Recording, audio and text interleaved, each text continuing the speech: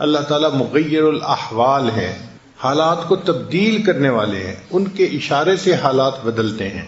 جب چاہتے ہیں عزت کے نقشوں میں سے بندے کے لیے ذلت نکال دیتے ہیں، اور جب چاہتے ہیں ذلت کے نقشوں میں سے بندے کے لیے عزت نکال دیتے ہیں۔ یہ عزت ذلت کا معاملہ اللہ کے اختیار میں ہے۔ اب جب حالات بدلتے ہیں تو سوال پیدا ہوتا ہے کہ انسان کیا کرے۔ انسان کے ذمہ دو کام ہیں۔ پہلا کام کہ اپنے حالات کو ٹھیک کرنے کے لیے اسباب کو اختیار کرے، کیونکہ یہ دنیا دارالاسباب ہے۔ مثلا بیمار ہو گیا تو ڈاکٹر کے پاس جا کے دوائی لے تاکہ بیماری ٹھیک ہو جائے۔ تو اسباب اختیار کرنا یہ پہلا قدم ہے۔ اگر کوئی بندہ کہے کہ میں تو کچھ بھی نہیں کرتا، اللہ خود ہی حالات بدل دیں گے، تو وہ بیوقوف انسان ہوگا۔ دنیا میں اسباب اختیار کرنے پڑیں گے۔ اگر بھوک لگی ہوئی ہو تو پیٹ میں روٹی پہلے ڈالنی پڑتی ہے، پھر اللہ سے مانگنا پڑتا ہے کہ اللہ اب میری بھوک کو ختم بھی فرما دے، کیونکہ ایسی بھی امراض ہیں کہ جن میں انسان کھا کھا کے پیٹ پھٹنے کو آ جاتا ہے، بھوک ختم نہیں ہوتی۔ پانی پی پی کے انسان کا پیٹ بھر جاتا ہے مگر پیاس دور نہیں ہوتی۔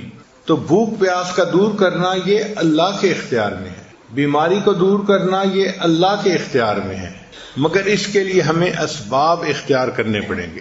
تو شریعت دو باتوں کا حکم دیتی ہے کہ جو بھی کوئی حالات ہوں، ان حالات کو بہتر کرنے کے لیے، ان برے حالات سے نکلنے کے لیے اسباب اختیار کریں، اور دوسری بات پھر اللہ سے دعا مانگیں کہ اے اللہ اب ان اسباب کے ذریعے سے مجھے ان برے حالات سے آپ نکال دیجئے۔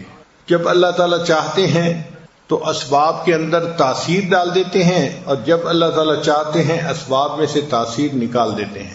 تو یہ اختیار اللہ تعالیٰ کا ہے۔ حضرت موسیٰ علیہ السلام ایک مرتبہ بیمار ہوئے، کوطور پر گئے، یا اللہ بہت بیمار ہو گیا ہوں، تو فرمایا کہ اچھا فلاں درخت کے پتے کھا لیجئے۔ حضرت موسیٰ علیہ السلام نے اس درخت کے پتے کھا لیے، اللہ نے شفا عطا فرما دی۔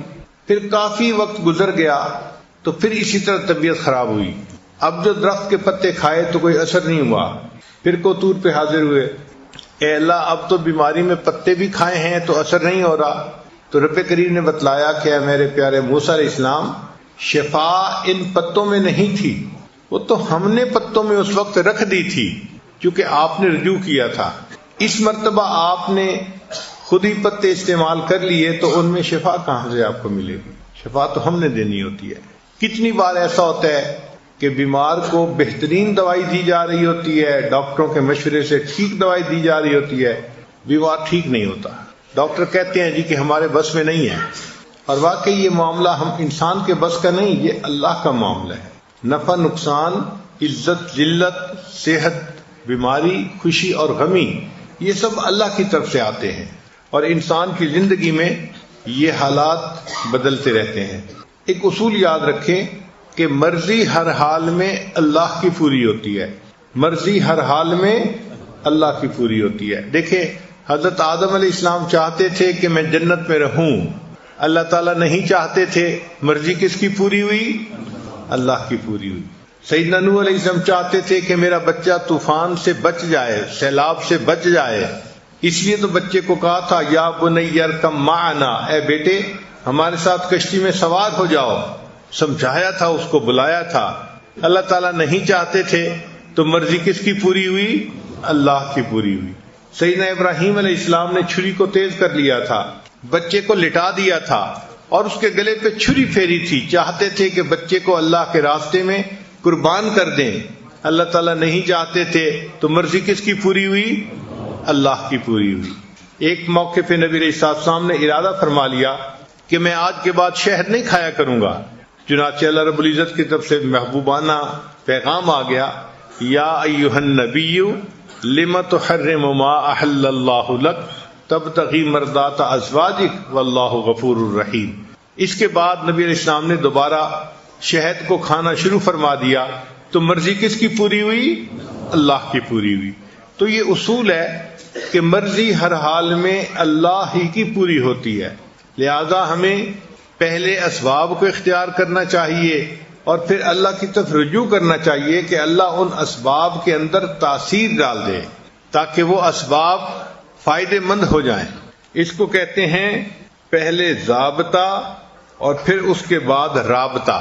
پہلے ضابطہ یعنی انسان اسباب کو اختیار کرے جو ضابطہ ہے، اور پھر اس کے بعد رابطہ اللہ کی طرف رجوع کرے کہ اللہ اب آپ ان اسباب کے اندر تاثیر ڈال دیجئے. تو پہلے ضابطہ اور اس کے بعد رابطہ. اللہ رب العزت اسباب ہی میں تاثیر ڈال دیتے، اللہ تعالیٰ نے یہ رابطے والا معاملہ کیوں رکھا؟ ذہن میں سوال آتے ہیں نا. تو علماء نے لکھا ہے کہ اللہ تعالیٰ چاہتے تھے کہ میرا بندہ اظہار بندگی کرے اور میری عظمت ظاہر ہو کہ جو ہوتا ہے کرنے والا میں ہوں، کار ساز میں ہوں، مشکل کشا میں ہوں. اس لیے اللہ نے اسباب کے اندر تاثیر نہیں رکھی، ورنہ تو کوئی اللہ تعالیٰ کی طرف رجوع ہی نہ کرتا. ہر بندہ سمجھتا ہم اسباب اختیار کر لیں گے تو بس کام ہو جائیں گے. تو اللہ رب العزت نے فرمایا کہ نہیں، تمہیں میری طرف رجوع کرنا پڑے گا، تب میں تمہارے کاموں کو سنوار دوں گا. اس لیے شریعت نے کہا کہ دعا مانگنا عبادت ہے. الدعاء هو العبادہ، اور ایک حدیث میں فرمایا الدعاء مخ العبادہ، دعا عبادت کا مغز کہتے ہیں کریم کو، کسی چیز کی جو کریم ہوتی ہے نا اس کو کہتے ہیں. تو یعنی ساری عبادت کی جو کریم ہے وہ دعا ہے، یعنی دعا بہترین عبادت ہے. اللہ تعالیٰ کو یہ بہت پسند ہے. تو انسان کو چاہیے کہ وہ اللہ سے دعائیں مانگے اور اس دعا مانگنے کو بوجھ نہ سمجھے. وہ ایک سجدہ جسے تو گراں سمجھتا ہے، وہ ایک سجدہ جسے تو گراں سمجھتا ہے، 1000 سجدوں سے دیتا ہے آدمی کو نجات. انسان ایک اللہ کے در پہ جھک جائے، در در کے دھکے کھانے سے بچ جاتا ہے. آج دیکھیں کتنے لوگ ہیں اللہ کی طرف رجوع نہیں کرتے اور در در کے دھکے کھاتے پھر رہے ہوتے ہیں. تو آسان طریقہ انسان اللہ کے در پہ جھک جائے، اللہ سے مانگے تاکہ اللہ تعالیٰ اس کے حالات کو سنوار دیں. ہم کئی مرتبہ بندوں سے بھی مانگتے ہیں، مگر بندوں سے مانگنے میں اور اللہ سے مانگنے میں بہت فرق ہے. بندوں کو ہم نے دیکھا کہ جب ان کو اختیار ملتا ہے تو وہ اپنوں کو نوازتے ہیں. مثلا کسی کی پارٹی حکومت میں آ گئی تو وہ اپنی پارٹی کے لوگوں کو عہدے دے گا اور ان کو کنٹریکٹ دے گا اور سارا کچھ ان کو ہی ہوگا، اپنوں کو ہوگا. اور جو باقی ہوتے ہیں مخالف، ان کے تو جینا حرام کر دیتے ہیں. لیکن اللہ تعالیٰ کا معاملہ کچھ اور ہے. اللہ تعالیٰ اپنوں کو بھی دیتے ہیں، پرایوں کو بھی دیتے ہیں، ایمان والوں کو بھی دیتے ہیں، کافروں کو بھی دیتے ہیں. اللہ تعالیٰ دنیا کے اندر وفاداروں کو بھی دیتے ہیں تو غداروں کو بھی دیتے ہیں. جو اللہ کے دشمن ہیں کافر، ان کو بھی اللہ عطا فرماتے ہیں، ان کو بھی اللہ ہی دیتے ہیں. تو اللہ تعالیٰ سب کو عطا فرماتے ہیں. پھر دنیا میں اگر بندوں سے کوئی مانگے تو آگے سے جواب ملتا ہے میں آپ کی ہیلپ تو کرنا چاہتا ہوں لیکن میرے اپنے حالات ٹھیک نہیں ہیں، میں کیا کروں، بس مجبور ہوں. تو بندوں کو مجبوری آڑے آتی ہے اور وہ جواب دے دیتے ہیں. مگر اللہ کا معاملہ ایسا نہیں ہے کہ کوئی بندہ اللہ سے مدد مانگے اور اللہ آگے سے جواب دے کہ میں مجبور ہوں. نہیں، اللہ تعالیٰ کو کوئی مجبوری نہیں ہے. وہ ذات اتنی بڑی ہے کہ اس کا اختیار پوری کائنات کے اوپر چلتا ہے، لہذا اللہ تعالیٰ جب چاہیں جس بندے کی چاہیں مدد فرما سکتے ہیں. دنیا داروں سے دیکھا، اگر کوئی تھوڑا مانگے تو ناراض ہوتے ہیں، اور اگر امیر سے کوئی زیادہ مانگے، کوئی غریب سے زیادہ مانگے تو وہ ناراض ہوتا ہے. چنانچہ آپ کسی وزیر کے پاس جا کے مجلس میں کہیں کہ جی مجھے آپ سے $1 چاہیے تو وہ ناراض ہوگا، تم نے مجھے کیا سمجھا ہوا ہے کہ جی میں اتنا امیر آدمی اور یہ مجھ سے $1 مانگ رہا ہے. تو امیر سے تھوڑا مانگو تو وہ ناراض، اور کسی غریب سے زیادہ مانگو تو وہ ناراض. کسی غریب آدمی کو کوئی جا کے کہنا کہ جی مجھے $1 بلین چاہیے تو وہ کہے گا میرا مذاق اڑا رہے ہو، آپ نے مجھے رسوا کیا لوگوں کے سامنے. تو دنیا کا معاملہ ایسا ہے، اللہ کا معاملہ جدا ہے. اللہ تعالیٰ سے کوئی زیادہ مانگے اللہ زیادہ دیتے ہیں، کوئی کم مانگے اللہ کم دیتے ہیں. حتیٰ کہ کوئی جوتے کا ٹوٹا ہوا تسمہ مانگے اللہ اسے وہ بھی عطا فرماتے ہیں اور خوش ہوتے ہیں دے کے. جوتے کا ٹوٹا ہوا تسمہ دینا اللہ تعالیٰ کے لیے کیا چھوٹی اور معمولی سی چیز ہے، لیکن اللہ وہ دے کے بھی خوش ہو جاتے ہیں. پھر ایک اور فرق بھی ہے کہ دنیا والے خوش ہوتے ہیں تو دیتے ہیں، اگر کسی سے ناراض ہو جاتے ہیں تو اس کو پھر کچھ نہیں دیتے، اس سے ملنا ہی گوارا نہیں کرتے، اس کا فون ہی نہیں اٹھاتے، رابطہ ہی نہیں کرتے. آپ 10 دفعہ فون کریں تو آگے سے کوئی فون نہیں اٹھائے گا. لیکن اللہ تعالیٰ کا معاملہ کچھ اور ہے. اللہ خوش ہوتے ہیں تو بھی بندے کو عطا کرتے ہیں، اور کئی مرتبہ اللہ تعالیٰ ناراضگی میں بھی بندے کو دے دیتے ہیں۔ چنانچہ شیطان نے جب سجدہ نہیں کیا تو رب کریم اس وقت بہت جلال میں تھے، فرمایا فخرج منہا فإنک رجیم، تو دفع ہو جا یہاں سے، تو مردود ہے۔ تو جب اللہ تعالیٰ جلال میں تھے، شیطان نے اس وقت دعا مانگی رب انظرنی الی یوم یبعثون، اللہ مجھے قیامت تک کے لیے مہلت دے دیجئے۔ رب کریم فرماتے ہیں انک من المنظرین، جا ہم نے تجھے مہلت عطا فرما دی۔ تو اللہ تعالیٰ نے غصے میں بھی شیطان کی دعا کو قبول فرما لیا۔ تو اللہ تعالیٰ کا تو معاملہ بہت عجیب ہے۔ تو مانگنا ہو تو انسان اللہ سے مانگے، بندوں سے کیا مانگنا۔ چنانچہ حدیث پاک میں فرمایا گیا کہ جو بندہ اللہ سے دعا نہیں مانگتا، اللہ تعالیٰ اس بندے سے ناراض ہوتے ہیں۔ من لم یدع اللہ، جو اللہ سے دعا نہیں مانگتا اللہ اس سے ناراض ہوتے ہیں کہ یہ بندہ مجھ سے کیوں نہیں مانگتا، خفا ہوتے ہیں اس بندے سے کہ یہ مجھ سے کیوں نہیں مانگتا۔ اللہ کی شان کے بندوں سے مانگو، ایک دفعہ مانگو دیں گے، دوسری دفعہ مانگو دیں گے، تیسری دفعہ مانگو تو جواب دے دیں گے۔ میاں آپ تو ہر وقت ہی مانگتے رہتے ہیں، وہ جی اس کی تو عادت ہی ہے مانگتے رہنا، تو اگر 2-4 دفعہ کسی سے مانگو تو وہ جواب دے دیتا ہے۔ اللہ کا معاملہ جدا ہے، اس سے 1 دفعہ مانگو وہ دیتا ہے، 2 دفعہ مانگو دیتا ہے، 10 دفعہ مانگو دیتا ہے، جتنی بار مانگو اتنی بار اللہ دیتے ہیں۔ بلکہ جو بندہ ہر چیز اللہ سے مانگے اور ہر حال میں اللہ سے مانگے، اللہ اس شخص کو اپنے اولیاء میں شمار فرما لیتے ہیں۔ فرماتے ہیں کہ یہ میرا ولی ہے، میرے علاوہ کسی سے مانگتا ہی نہیں، مجھ ہی سے ہر چیز مانگتا ہے۔ تو مانگنے کا مزہ تو اللہ ہی سے ہے نا، کہ انسان اللہ سے مانگے۔ قرآن مجید پڑھ کے دیکھیے، انبیاء کرام کے واقعات ہیں۔ حضرت آدم علیہ السلام نے ندامت میں اپنے رب کو پکارا تو اس کو غفار پایا۔ حضرت ابراہیم علیہ السلام نے نار نمرود میں اپنے رب کو پکارا تو اس کو مشکل کشا پایا۔ حضرت بی بی ہاجرہ نے مکہ کی غیر ذی زرع وادی میں اپنے رب کو پکارا تو انہوں نے زمزم کا چشمہ پا لیا۔ حضرت موسیٰ علیہ السلام نے مدین میں اپنے رب کو پکارا تو انہوں نے اپنے رب کو اپنا ملجا اور ماوا پایا۔ حضرت یوسف علیہ السلام نے جیل کے اندر اپنے رب کو پکارا، اللہ نے ان کو جیل سے نکال کے وقت کا بادشاہ بنا دیا۔ حضرت محمد مصطفیٰ احمد مجتبیٰ صلی اللہ علیہ وسلم نے بدر و حنین میں اپنے رب کو پکارا اور اللہ تعالیٰ نے ان کو کامیابیوں سے نواز دیا۔ فرمایا لقد نصرکم اللہ ببدر وانتم اذلہ، لقد نصرکم اللہ فی مواطن کثیرۃ ویوم حنین، اللہ نے مدد فرمائی اپنے پیارے بندے صلی اللہ علیہ وسلم کی۔ صحابہ کرام نے افریقہ کے جنگلوں میں اپنے رب کو پکارا، اللہ نے انہیں فتح و نصرت عطا فرما دی۔ تو جو بندہ اپنے رب کو پکارتا ہے یقیناً اللہ تعالیٰ اس بندے کی دعا کو قبول فرماتے ہیں اور اس کی مدد اور نصرت فرماتے ہیں۔ اب یہاں ایک سوال پیدا ہوتا ہے کہ ہم بھی اللہ کو پکارتے ہیں، دعا مانگتے ہیں، لیکن ہماری دعائیں تو ایسے پوری نہیں ہوتی۔ تو دعائیں پوری کیوں نہیں ہوتی، دعائیں قبول کیوں نہیں ہوتی؟ اس کی وجوہات ہیں۔ وہ وجوہات اگر آپ سمجھ لیں گے تو پھر آپ اس طریقے سے دعا مانگیں گے کہ دعائیں سیدھی قبول ہوں گی۔ دعائیں قبول نہ ہونے کی ایک بنیادی وجہ کہ انسان اپنے گناہوں سے توبہ نہیں کرتا، اور اللہ پھر اس کی دعا کو قبول ہی نہیں کرتے۔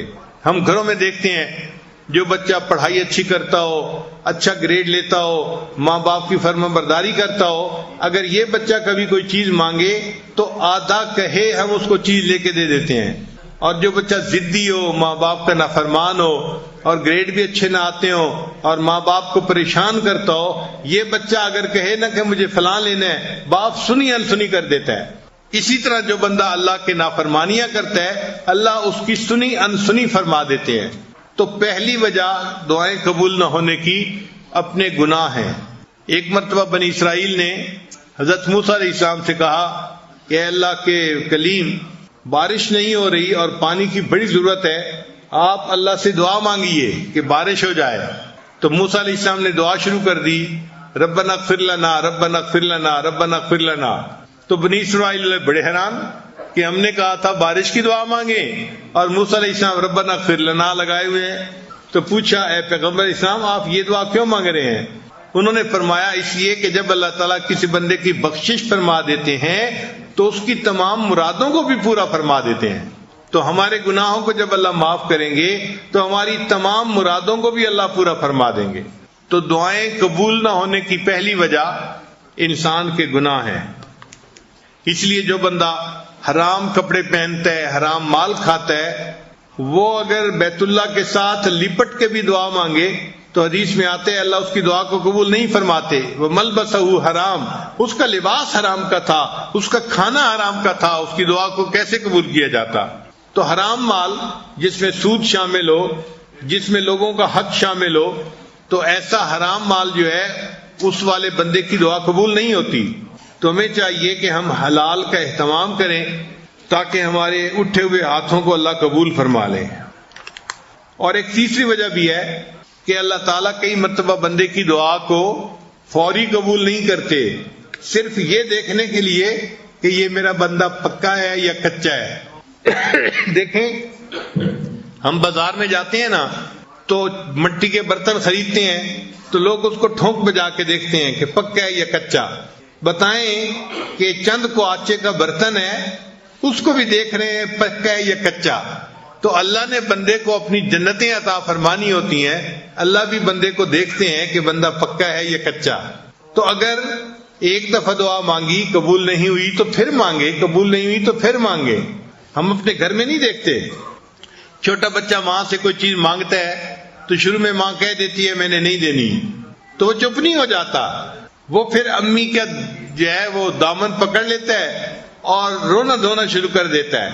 اس کو احساس نہیں ہوتا کہ میرے دائیں کون ہے، بائیں کون ہے، کون دیکھ رہا ہے، کون سن رہا ہے.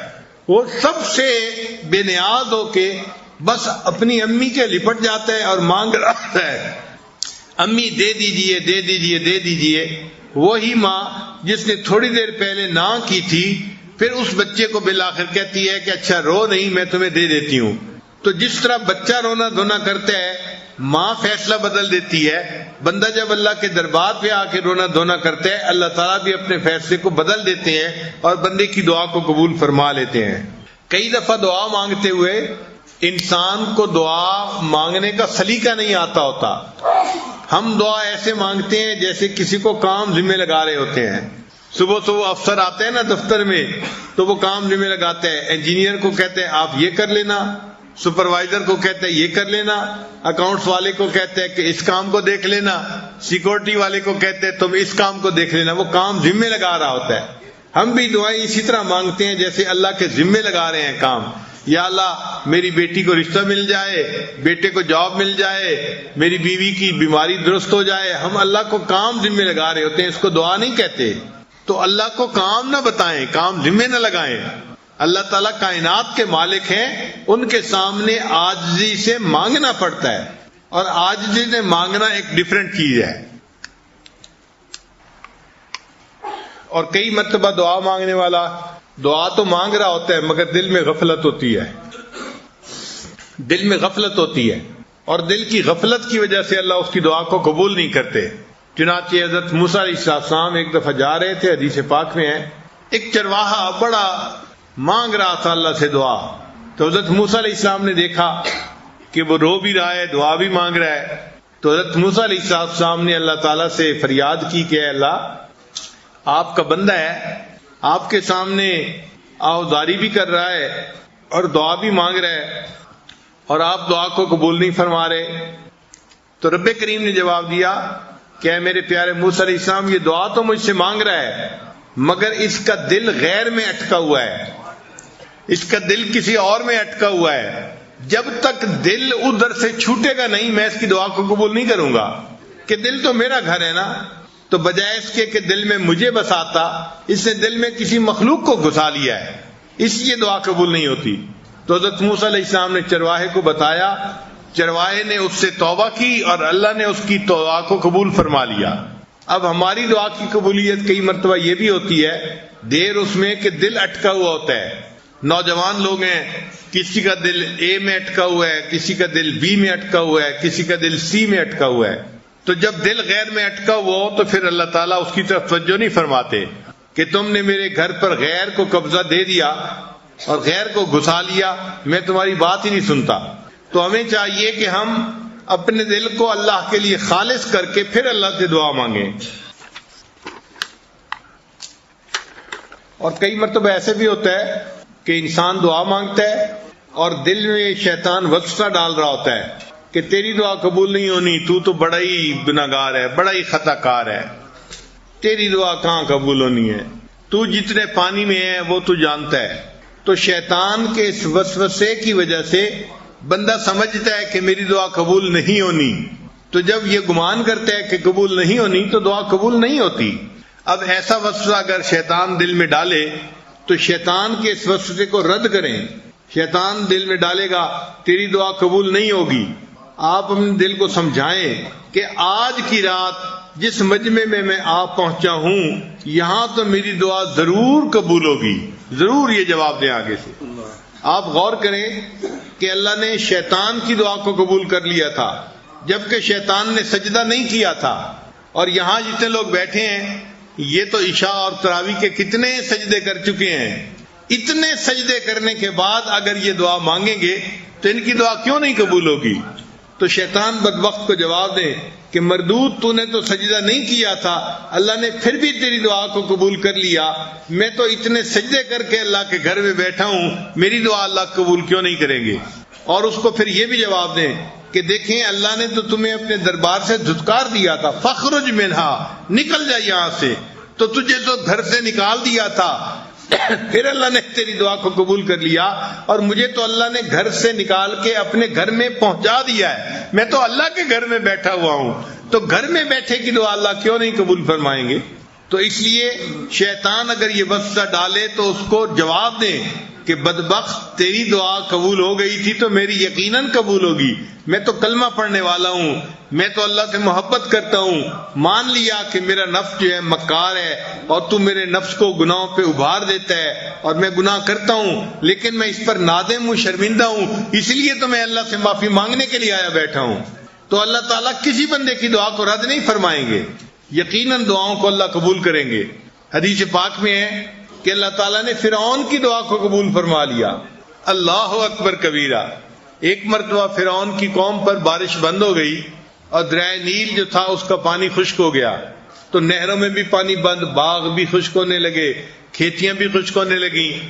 تو لوگ سارے مل کے فرعون کے پاس آئے کہ آپ خدائی کا دعویٰ کرتے ہیں تو آپ برائے مہربانی دریائے نیل کو چلا دیں تاکہ ہم اس مصیبت سے نکل جائیں، یہ ڈراؤٹ سیزن ہمارا ختم ہو جائے.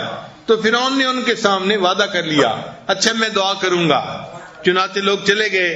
اب جب رات کا وقت ہوا تو فرعون کو خیال آیا کہ میں نے تو لوگوں سے وعدہ کر لیا تھا، چنانچہ سر پہ تاج ہے، ننگے پاؤں ہے، پاؤں جوتے نہیں پہنے، یہ اپنے محل سے اکیلا باہر نکل پڑا اور چلتے چلتے دریائے نیل کے کنارے آیا. وہاں ریت تھی، ایک جگہ پر اپنا تاج اتار کے رکھ دیا اور اللہ سے دعا مانگنے لگا.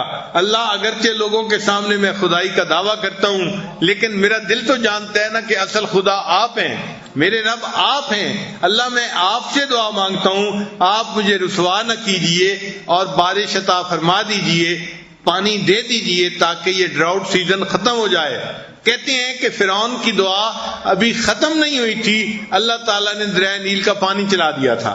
تو جو پروردگار عالم فرعون کی دعا کو قبول کرتا ہے، جو خدائی کا دعویٰ کرتا تھا، جو انا ربکم الاعلی کہتا تھا، ہم تو وہ بندے ہیں جو الحمدللہ سجدے میں سر ڈال کے سبحان ربی الاعلی کی گواہی دے رہے ہوتے ہیں. تو اللہ ہماری دعا کیوں نہیں قبول فرمائیں گے؟ تو یقیناً دعا قبول ہوگی. غیر یقینی والی بات دل میں نہیں ہونی چاہیے، پکا یقین ہونا چاہیے کہ آج کی اس مبارک رات میں اللہ نے جو ہمیں اس وقت گھر میں پہنچا لیا تو ہمیں دینے کا ارادہ ہے. دیکھیں اگر اللہ چاہتے تو رکاوٹ آ سکتی تھی نا، گھر میں بیوی بیمار ہو جاتی، بچے کو کچھ ہو جاتا، کسی بچے کو اچانک چوٹ لگ جاتی، ہسپتال لے جانا پڑتا، آپ اس محفل میں آ ہی نہ سکتے. اگر آ گئے ہیں تو اللہ تعالیٰ نے آنے دیا ہے، اور آنے دیا ہے اس لیے کہ وہ کچھ دینا چاہتے ہیں. اللہ تعالیٰ آپ کو یہاں جو پہنچایا اس لیے کہ آپ کی دعائیں آج قبول کرنا چاہتے ہیں. تو جو دعا مانگیں یقین کے ساتھ مانگیں کہ ہماری دعائیں آج ضرور قبول ہوں گی. یہ بے یقینی کی دعائیں اللہ کو پسند نہیں ہوتی. ویسے ایک بات بتاؤں کہ اللہ نے تو وعدہ فرمایا ہے وقال ربکم ادعونی استجب لکم، اور کہا ہے تمہارے پروردگار نے مجھ سے دعا مانگو میں قبول کروں گا، میں دعاؤں کو قبول کروں گا۔ اب اگر کوئی بندہ ذرا شریف آدمی ہو نا اور وہ کسی سے کوئی وعدہ کر دے اور جو سننے والا بندہ ہے وہ کہے جی پتہ نہیں یہ پورا ہوگا یا نہیں، تو وعدہ کرنے والے کو غصہ آئے گا۔ بھائی میں ایک شریف آدمی ہوں، میں جب وعدہ کرتا ہوں پورا کرتا ہوں، میں نے اس سے وعدہ کیا ہے، یہ کیوں غیر یقینی باتیں کر رہا ہے، کیوں یہ تذبذب کا شکار ہے، کیوں غیر یقینی کا شکار ہے؟ تو اللہ نے قرآن میں وعدہ کیا ادعونی استجب لکم، تم دعا مانگو گے اے میرے بندوں میں دعا کو قبول کروں گا۔ اب جو بندہ دعا کے بارے میں تذبذب کا شکار ہوتا ہے اللہ تعالیٰ کو غصہ آتا ہے، کیوں میں احکم الحاکمین ہوں، اس کو میرے وعدے پہ کیوں بھروسہ نہیں ہوتا، کیوں یہ غیر یقینی کا شکار ہے؟ تو اس لیے آج شیطان کو دل میں وسوسہ ڈالنے کا موقع نہیں دینا، بلکہ پورے یقین کے ساتھ شوق کے ساتھ ہم نے اللہ سے مانگنا ہے اور اللہ سے اپنی بات منوا کے اٹھنا ہے۔ تم ہی سے مانگیں گے تم ہی دو گے، تمہارے در پہ ہی لو لگی ہے۔ اللہ تعالیٰ نے شیطان کی دعا بھی قبول کر لی تھی، اللہ آج ہماری دعائیں بھی قبول کرے گا۔ ہمارے اور شیطان کے حال میں بڑے فرق ہیں، بہت فرق ہیں۔ پہلا فرق یہ کہ شیطان نے سجدہ نہیں کیا تھا، ہم نے الحمدللہ مسجد میں نماز پڑھی، تراویح پڑھی، ہم نے سجدے کیے ہیں، ایک فرق تو یہ ہے۔ اور دوسرا فرق کہ اللہ نے شیطان کو اپنے در سے نکال دیا تھا اور ہمیں اللہ نے اپنے در میں داخل ہونے کی توفیق عطا فرمائی، تو ہم اللہ کے در میں بیٹھے ہوئے ہیں، اللہ انکار کیوں کریں گے؟ پھر تیسری بات کہ شیطان دعا مانگنے والا اکیلا تھا، آج ہم اکیلے نہیں ہیں بلکہ یہ سینکڑوں لوگوں کا مجمع ہے جو دعا مانگنے کے لیے آیا ہے۔ اب کسی کی نیکی تو اللہ کو پسند آئے گی، کسی کی عبادت قبول ہوگی، کسی کا تقوی قبول ہوگا، کسی کی عاجزی اللہ کو پسند آ جائے گی، کوئی تو ایک بندہ ہوگا کہ جس پر اللہ رحمت کی نظر فرمائیں گے اور اس کی برکت سے اللہ پورے مجمع کی دعا کو قبول فرما لیں گے۔ پھر شیطان نے جب دعا مانگی تھی تو عام وقت میں دعا مانگی تھی، اس کی دعا قبول ہو گئی۔ حدیث مبارکہ میں آتا ہے کہ جو بندہ اللہ سے دعا مانگتا ہے اللہ اس کی ہر دعا کو قبول فرماتے ہیں۔ یہ بات بہت توجہ سے سننے والی ہے، اللہ تعالیٰ اس کی ہر دعا کو قبول فرماتے ہیں، مگر قبول فرمانے کی تین صورتیں ہیں، تین شکلیں ہیں۔ پہلی شکل کہ اس نے جیسے دعا مانگی اللہ اس کو ویسے ہی پورا کر دیتے ہیں، تو جو مانگا تھا وہ مل گیا، مگر کئی مرتبہ وہ کام ہو جانا بندے کے حق میں بہتر نہیں ہوتا۔ مثلا بندہ کہتا ہے اللہ مجھے ڈھیر سارا مال عطا فرما دے، اور اللہ جانتے ہیں کہ اگر اس کو مال مل گیا اس کی بیوی بدکار بن جائے گی، اس کی اولاد ایمان سے ہٹ جائے گی، تو اللہ اس کو وہ مال نہیں دیتے، اس میں حکمت ہوتی ہے۔ تو کئی مرتبہ اللہ اس دعا کو ایسے پورا نہیں کرتے جیسے بندہ مانگتا ہے۔ تو پھر دوسری صورت یہ ہے کہ اللہ اس کے بدلے اس بندے کے اوپر سے کوئی مصیبت دور فرما دیتے ہیں۔ اب بندے کو پتہ ہی نہیں ہوتا، لیکن کتنی بڑی مصیبت اس کی ٹل جاتی ہے دعا مانگنے کی وجہ سے۔ کئی مرتبہ بچہ بیمار ہوتا ہے، ہاسپٹل میں پہنچتا ہے، سب ڈر رہے ہوتے ہیں کہ فلاں بیماری نہ ہو، ٹیسٹ کرواتے ہیں وہ بیماری نہیں ہوتی، کوئی چھوٹی سی چیز ہوتی ہے۔ تو یہ جو اللہ نے بیماری سے بچا لیا، ہو سکتا ہے کسی دعا کا نتیجہ ہو، اللہ نے اس دعا کے صدقے اس بندے کو بڑی بیماری سے محفوظ کر لیا۔ آپ دیکھتے ہیں کئی مرتبہ ڈرائیونگ کر رہے ہوتے ہیں، آپ ایکسیڈنٹ سے بال بچتے ہیں، بس ایک لمحہ ہوتا ہے کہ اللہ آپ کو بچا لیتے ہیں، ورنہ تو ایکسیڈنٹ ہو جاتا۔ وہ دعا ہوتی ہے کوئی کہ جس کے بدلے اللہ تعالیٰ اس سے نجات عطا فرما دیتے ہیں۔ کاروباری لوگ ایک ڈیسیژن لینے لگتے ہیں، مگر کئی مرتبہ وہ ڈیسیژن ان کے لیے اچھا نہیں ہوتا، اللہ تعالیٰ ان کو بچا لیتے ہیں اس نقصان سے، کس وجہ سے کہ ان کی دعا ہوتی ہے۔ چنانچہ ہم نے ایک بندے کو دیکھا، وہ لاہور سے اسلام آباد جانا چاہتا تھا، اور اس وقت مسافر زیادہ تھے اور سیٹیں سب جو ہے نا وہ بھری ہوئی تھیں، تو جو ایئر لائن والے تھے وہ اس کو کہہ رہے تھے کہ بھئی ہمارے پاس سیٹ نہیں ہے، ہم آپ کو نہیں لے جا سکتے، اور وہ بندہ شور مچا رہا تھا میری میٹنگ ہے اور کمپٹیشن ہے 4 جو ہے کمپنیوں کا، اور اگر میں نہ پہنچا تو یہ میرا کنٹریکٹ کسی اور کو ایوارڈ ہو جائے گا اور میرا تو پورا سال نقصان میں جائے گا، میں کہاں سے تنخواہیں پوری کروں گا مزدوروں کی، کیسے اپنی کمپنی کو چلاؤں گا، میرے لیے تو زندگی موت کا مسئلہ، میں نے تو ضرور جانا ہے۔ اب وہ جو کاؤنٹر پہ بندہ تھا وہ کہہ رہا تھا جی کہ میں سوری آپ کی ہیلپ نہیں کر سکتا اس لیے کہ جہاز میں جگہ ہی نہیں ہے۔ اب یہ بندہ بڑے غصے میں، آنکھوں میں آنسو بھی ہیں اور اس سے غصہ بھی کر رہا ہے اور اس کو کہہ رہا ہے کہ مجھے دو سیٹ۔ اس نے کہا میں نہیں دے سکتا، حتیٰ کہ جب اعلان ہو گیا کہ وہ جہاز جو ہے اس پر سواریاں بیٹھ گئیں اور اب دروازے بند کر دیے گئے تو یہ بندہ بڑا مایوس ہوا، اور مایوس ہو کے اس نے سوچا چلو میں گھر جاتا ہوں اور وہاں سے میں گاڑی کے ذریعے اسلام آباد چلا جاؤں گا۔ اللہ کی شان کہ جب یہ واپس آ رہا تھا ایئرپورٹ سے تو اس نے خبریں سنی، خبروں میں پتہ چلا کہ جو وہ فلائٹ جہاز جا رہا تھا اسلام آباد لینڈ کرنے سے پہلے کوئی حادثہ پیش آ گیا اور کریش ہو گئی اور جتنے لوگ تھے سارے کے سارے فوت ہو گئے۔ اب جب اس نے سنا تو اب خوشی منا رہا ہے اور اپنی بیوی کو فون کر رہا ہے الحمدللہ مجھے سیٹ نہیں ملی تھی، اب دوستوں کو بتا رہے کہ جی میں نہیں جا سکا۔ بھئی تھوڑی دیر پہلے تو آپ شور مچا رہے تھے، رو رہے تھے، غصہ کر رہے تھے اس لیے کہ آپ کو پتہ نہیں تھا کہ ہونے والا کیا ہے، حقیقت کا پتہ چلا تو خوشی منا رہے ہیں، اچھا وہ سیٹ نہیں ملی۔ اسی طرح کئی دفعہ بندہ دعا مانگتا ہے، اس کو پتہ نہیں ہوتا کہ اس دعا کا کیا برا اثر پڑے گا، اللہ تعالیٰ قبول نہیں کرتے مگر اس کے بدلے اس بندے کی کوئی مصیبت کوئی پریشانی دور فرما دیتے ہیں، اس میں بھی بندے کا فائدہ ہے۔ اور تیسری صورت کہ بندے نے دعا مانگی، اللہ نے دعا کو بھی اسی طرح قبول نہیں کیا، بہتر نہیں تھا اس کے حق میں، اور اس کے بدلے کوئی پریشانی بھی دور نہیں کی، کوئی عذاب بھی نہیں ٹالا، تو حدیث پاک میں آتا ہے کہ اللہ تعالیٰ اس بندے کی دعا کو ذخیرہ بنا کے رکھ لیتے ہیں، سیو کر لیتے ہیں، اس کی دعا کو سٹور کر لیتے ہیں۔ قیامت کے دن اللہ تعالیٰ اس بندے کو اپنے پاس بلائیں گے، اے میرے بندے تو نے دعا مانگی تھی، اس کو قبول کرنا تیرے لیے بہتر نہ تھا تو میں نے قبول نہیں کی تھی اور اس کے بدلے میں نے کوئی پریشانی بھی دور نہیں کی تھی، اب یہ دعا ذخیرہ ہے میرے بندے، آج میں اس کا بدلہ تمہیں دیتا ہوں۔ حدیث پاک میں ہے کہ اتنا بدلہ بڑا ملے گا اس بندے کو کہ وہ بندہ کہے گا کاش دنیا میں میری کوئی دعا قبول نہ ہوتی اور ہر دعا کا بدلہ مجھے آج قیامت کے دن عطا کر دیا جاتا۔ تو تینوں میں سے کسی نہ کسی ایک صورت میں تو ہمیں اس کا اجر ملنا ہی ہے، یا تو ڈائریکٹ قبول ہو جائے گی یا اس کے بدلے کوئی مصیبت ٹل جائے گی یا پھر قیامت کے دن اللہ تعالیٰ اجر عطا فرمائیں گے۔ تو تینوں صورتوں میں ہمارا تو فائدہ ہی ہے، اس لیے ہم نے اللہ سے دعا مانگنی ہے تو بڑے یقین کے ساتھ مانگنی ہے کہ ہماری دعا قبول ہوگی اور اللہ تعالیٰ اس کے بدلے ہمیں یا تو یہ دعا اسی طرح قبول فرما لیں گے یا پھر اس کے بدلے مصیبت دور کر دیں گے یا پھر اس کے بدلے اللہ تعالیٰ قیامت کے دن ہمیں اجر عطا فرمائیں گے۔ تو دعا مانگنے میں تو خوشی محسوس کرنی چاہیے، ہمارا تو فائدہ ہی فائدہ ہے، ہر حال میں فائدہ ہے۔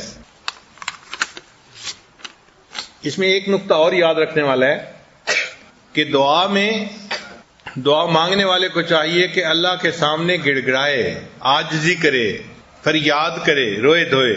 آپ نے دیکھا ہوگا جو بندہ 1 روپے کا سوال کرتا ہے اس نے کپڑے کیسے پہنے ہوتے ہیں، پھٹے ہوئے کپڑے جس کو دیکھ کے ترس آئے، اور وہ ہاتھ پھیلاتا ہے تو ہاتھ بھی ایسے جیسے کانپ رہا ہوتا ہے ہاتھ، اور وہ ایسی آواز نکالتا ہے جیسے بھرائی ہوئی آواز ہوتی ہے، غم زدہ آواز ہوتی ہے کہ اللہ تمہیں بخت لگائے، اللہ تمہیں بہت دے، میرے بچے ہیں میں بہت پریشان ہوں، دینے والوں کو اللہ دیتا ہے، ایسے لفظ بولتا ہے جو دوسرے کے دل پہ جا کے لگتے ہیں۔ تو جس نے 1 روپے کا سوال کرنا ہے اگر وہ اتنی عاجزی سے 1 روپیہ مانگ رہا ہے تو ہم نے تو اللہ سے اللہ کو مانگنا ہے، اللہ سے اس کی جنتیں مانگنی ہے، ہمیں اللہ کے سامنے کتنی فریاد کرنی چاہیے۔ اللہ تعالیٰ کو بندے کے آنسو بہت پسند ہیں، اس لیے جب بندہ اللہ کے سامنے روتا ہے دعا مانگتے ہوئے تو اللہ تعالیٰ اس کی دعا کو لازماً قبول فرما لیتے ہیں۔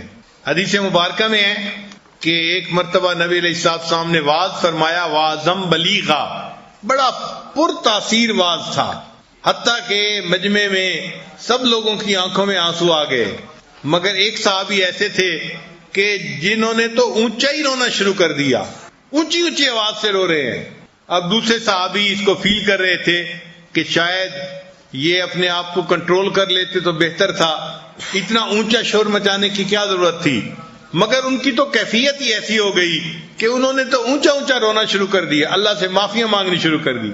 جب ان کو کسی صحابی نے ٹوکا تو نبی علیہ السلام نے فرمایا اس کو مت ٹوکو، اس نے ایسی توبہ کی ہے کہ اگر اس کی توبہ کو پوری مجلس کے لوگوں پہ تقسیم کر دیا جائے اللہ پوری مجلس کے لوگوں کی توبہ کو قبول فرما لے۔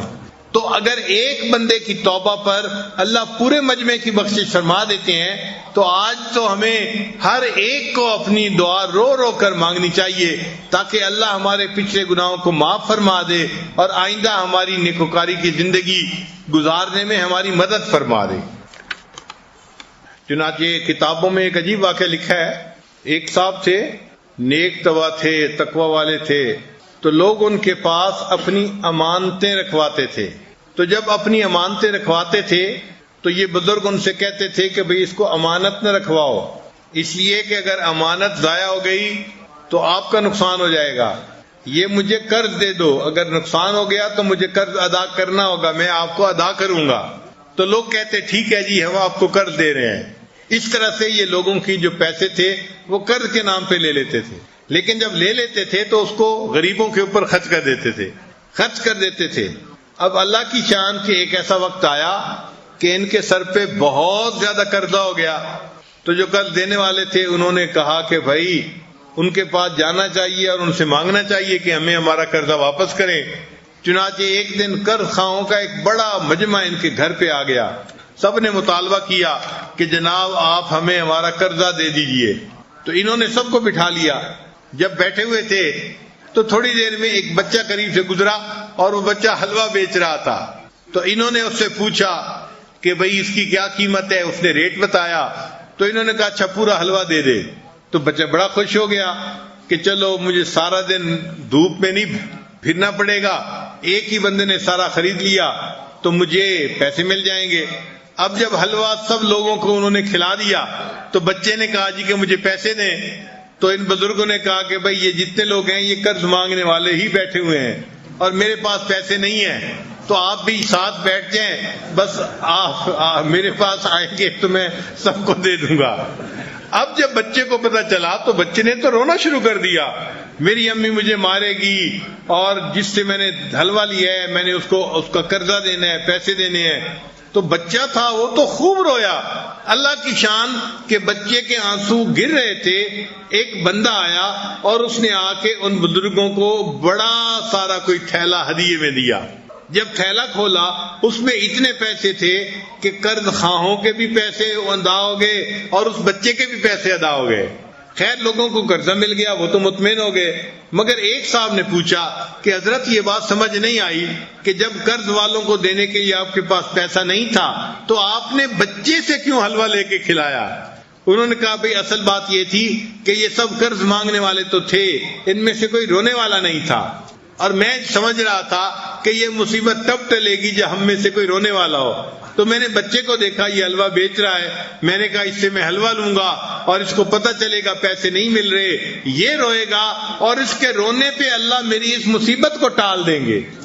تو اللہ تعالیٰ واقعی بندے کے رونے پہ اس کی مصیبت کو ٹال دیتے ہیں۔ علماء نے مسئلہ لکھا ہے کہ چھوٹا بچہ جب دنیا میں آتا ہے اس کا اپنا کچھ نہیں ہوتا، نہ گھر اپنا، نہ مکان اپنا، نہ لباس اپنا، نہ کھانا اپنا، کچھ بھی اپنا نہیں ہوتا، لیکن ایک چیز اس کی اپنی ہوتی ہے، اس کو کہتے ہیں رونا۔ رونا اس کا اپنا ہوتا ہے، چنانچہ اس کو بھوک لگتی ہے رو پڑتا ہے، اس کے لیے دودھ کا انتظام ہو جاتا ہے، اس کو نیند آتی ہے وہ رو پڑتا ہے، ماں باپ اس کے لیے بستر کا انتظام کر دیتے ہیں، وہ بیمار ہوتا ہے رو پڑتا ہے، ماں باپ اس کو ڈاکٹر کے پاس لے کے چلے جاتے ہیں۔ یعنی اس کے جتنے کام ہوتے ہیں نا چھوٹے بچے کے، وہ رونے سے سنور جاتے ہیں، وہ تو بولنا بھی نہیں جانتا، اتنا چھوٹا ہوتا ہے، مگر اللہ اس کے ہر کام کو اس کے رونے کی وجہ سے اللہ تعالیٰ سنوار دیتے ہیں۔ اب یہاں پر علماء نے نکتہ لکھا، اے بندے جب تو رونا جانتا تھا اللہ تیرے ہر کام کو سنوار دیتے تھے، تو نے رونے کو بھلا دیا اللہ نے تیرے کاموں کو اٹکا دیا۔ آج بھی ہم اللہ کے سامنے اگر روئیں تو اللہ تعالیٰ ہمارے ہر کام کو سیدھا کر دیں گے۔ کوئی اللہ کے لیے مشکل نہیں ہے. وما ذالک علی اللہ بعزیز، یہ کام اللہ کے لیے کوئی مشکل نہیں ہے. اللہ تعالیٰ بڑے مہربان ہیں، بڑے کریم ہیں. چنانچہ بنی اسرائیل کا ایک واقعہ ہے کہ بنی اسرائیل کے اوپر بارش بند ہو گئی. اب لوگ پریشان تھے. حضرت موسیٰ علیہ السلام کی خدمت میں آئے. اے اللہ کے نبی صلی اللہ علیہ وسلم، بارش بند ہے جس کی وجہ سے ہمیں پریشانی ہے، تو آپ دعا فرمائیے. حضرت موسیٰ علیہ السلام نے ایک دن متعین کر دیا کہ فلاں دن سارے مرد، سب عورتیں اپنے جانوروں کو بھی لے کر آئیں، سب اللہ کے حضور فریاد کریں گے. چنانچہ بنی اسرائیل کے سارے لوگ ایک جگہ پر پہنچ گئے دعائیں مانگنے کے لیے. حضرت موسیٰ علیہ السلام نے دعا کی اللہ کے حضور، یا اللہ آپ کے بندے پریشان ہیں اور آپ سے فریاد کرتے ہیں کہ ان کو بارش عطا کر دیجئے. تو اللہ تعالیٰ نے جواب میں فرمایا، اے میرے پیارے موسیٰ علیہ السلام، اس مجمع میں ایک بندہ ایسا ہے جو اتنے سالوں سے میرے ساتھ جنگ کر رہا ہے، یعنی گناہ کر رہا ہے، وہ میرے ساتھ جنگ میں لگا ہوا ہے. اس کی موجودگی کی وجہ سے میں بارش نہیں برسا سکتا. اے اللہ، وہ کون سا گناہ